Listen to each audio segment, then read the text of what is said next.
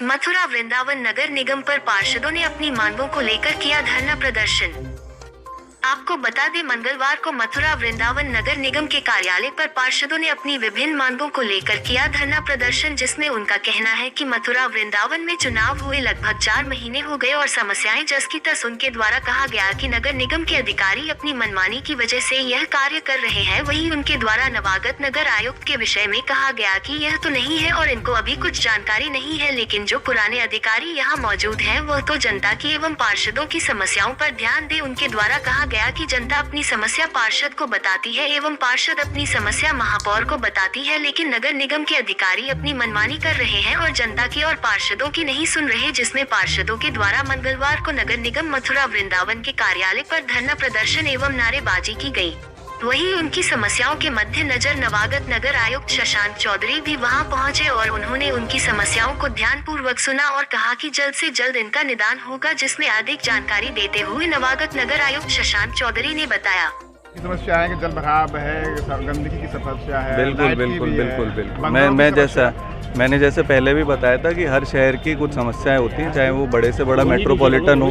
चाहे मथुरा जैसा जो अभी यंग एक नगर निगम है, तो समस्याएं सबकी हैं और ये सारी समस्याएं हमें कार्ययोजना बना के हम धीरे धीरे जैसे होगा बोर्ड के माध्यम से शासन को भेजना होगा, उस माध्यम से हम कराने का काम चला था, लेकिन बताया जा रहा है कि पेमेंट नहीं हो पाया तो वो रुक गया है। इसमें आपकी क्या करना है? इसमें देखिए ऐसा है कि जो बंदरों की समस्या वृंदावन में आज की, मथुरा में आज की नहीं, कई साल पुरानी समस्या है और इसमें एक तो ये पॉलिसी मैटर भी है कि इस तरीके की समस्या का क्या किया जाना है, क्योंकि जो बंदर पकड़ने की प्रक्रिया है वो भी बहुत ज़्यादा एक नियम के तहत होनी चाहिए कि एक पर्टिकुलर पिंजरे में कितने ही बंदर आ सकते हैं, उनको फिर खाना देना, उनको एक ऐसी जगह छोड़ करके आना जहाँ पे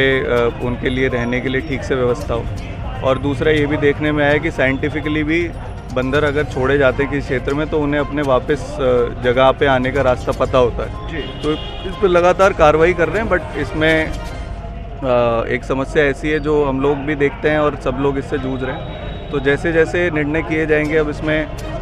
केवल ठेकेदार को पैसे देके बंदर पकड़वाना मेरे हिसाब से तो इसका हल नहीं है, क्योंकि कितने ही आप बंदर पकड़ लेंगे और उनको छोड़ देंगे तो वो फिर वापस आ जाएंगे। तो ये इसका एक हो सकता है कि टेम्पररी हल हो सकता है, तो वो टेम्पररी हल और लॉन्ग टर्म हल जैसा होगा हम उसको करवाएंगे। स्ट्रीट डॉग के लिए भी सर एक प्लानिंग थी नगर निगम की, उसमें क्या प्रोग्रेस है? उनको किस तरह से बधियाकरण करने का उनका जनरेशन? देखिए उसमें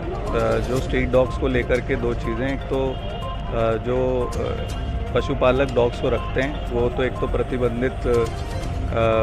उसमें ना रखें, प्रतिबंधित स्पीशीज़ को ना रखें, उस चीज़ को है। बाकी स्ट्रीट डॉग्स को जहाँ यथासंभव पकड़ना और उनके बधियाकरण करना,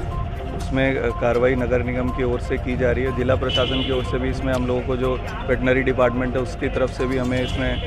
सहयोग से समन्वय स्थापित करके कार्रवाई हम लोग कर रहे हैं और जैसे जैसे समस्या संज्ञान में आती है हम लोग उसको करवाते हैं। सर एक चीज़ और, राम बारात का आयोजन हुआ, इसी लेकर लोगों में एक धारणा है कि नगर निगम द्वारा कुछ भी व्यवस्थाएं नहीं की गई है, हृदय स्थल होली गेट का सजावट है और भी कई चीज़ें, ऐसा क्यों नहीं हुआ, क्या वजह रही? नहीं, उसमें देखिए जो परंपरागत तरीके से चीज़ें की जाती थी वो सारी की गई हैं और अभी जो नए नए आयोजन हैं, और क्योंकि मथुरा वृंदावन एक आयोजनों का ही क्षेत्र है तो हम किसी एक पर्टिकुलर को लेकर के अगर पिछले साल कोई स्पेशल कुछ चीज़ की गई तो हम उसको ये नहीं कह सकते कि वो परंपरा का पार्ट हो गया। और अभी चूँकि बहुत सारी चीज़ें हम लोग समझ रहे हैं, मेरे सामने जो समस्याएं आती हैं, जैसे आपने समस्या रखी तो इसको हमने नोट डाउन कर लिया और आने वाले समय में जो कार्यक्रम होंगे उसमें जैसे नगर निगम की तरफ से जो भी यथासंभव व्यवस्था होती है, जो बेसिक चीज़ है, साफ़ सफाई है, प्लस आपका टॉयलेट्स है, ये सारी चीज़ें तो नगर निगम का बेसिक काम है। बट अगर उससे ज़्यादा जो परंपरागत रूप से कोई अपेक्षाएं होती हैं और चीज़ें होती हैं तो वो भी नगर निगम